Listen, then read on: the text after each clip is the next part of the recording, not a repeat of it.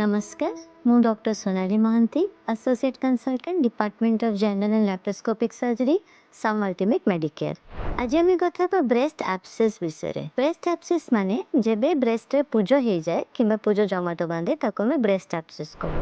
ଏଇଟା ସାଧାରଣତଃ breast feeding ମଦର୍ସଙ୍କ ଦେହରେ ଦେଖାଯାଏ। ପ୍ରଥମ 12 ସପ୍ତାହ ଛୁଆ ହେବାର କିମ୍ବା ଯେବେ ଛୁଆ କ୍ଷୀର ଛାଡୁଥାଏ ସେବେ ଆମର ବ୍ରେଷ୍ଟ ଆବସେସ୍ ହେବାର ଚାନ୍ସେସ୍ ଅଧିକା ଥାଏ। ବ୍ରେଷ୍ଟ ଆବସେସ୍ ହେଲେ ଆପଣଙ୍କର ବ୍ରେଷ୍ଟଟା ଦରଜ ହେବ, ସେ ଜାଗାଟା ଲାଲ ପଡ଼ିଯିବ, ଆପଣଙ୍କୁ ଜ୍ୱର ବି ଆସିପାରେ। ବ୍ରେଷ୍ଟ ଆବସେସ୍ର ଟ୍ରିଟମେଣ୍ଟ ଡିପେଣ୍ଡ କରେ କି ଆବସେସ୍ଟା କେତେ ବଡ଼ ଅଛି, ପୁଜର ଭଲ୍ୟୁମ୍ କେତେ ଅଛି, ମାନେ କେତେ ଆମାଉଣ୍ଟର ପୁଜ ଜମାଟ ବାନ୍ଧିଛି।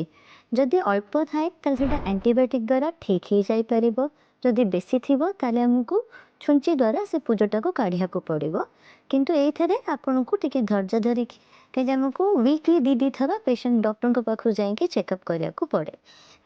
ତ ବ୍ରେଷ୍ଟ ଆବସେସ୍ର ଟ୍ରିଟମେଣ୍ଟ ଇଜ୍ ସିମ୍ପଲ୍, କିନ୍ତୁ ଏଇଟା କମ୍ପ୍ଲିକେଟ୍ କେବେ ହୁଏ ଯେବେ ଆମେ ଅବହେଳା କରି ୟାକୁ ଇଗ୍ନୋର କିମ୍ବା ନେଗ୍ଲେକ୍ଟ କରିଦେଇଥାଉ।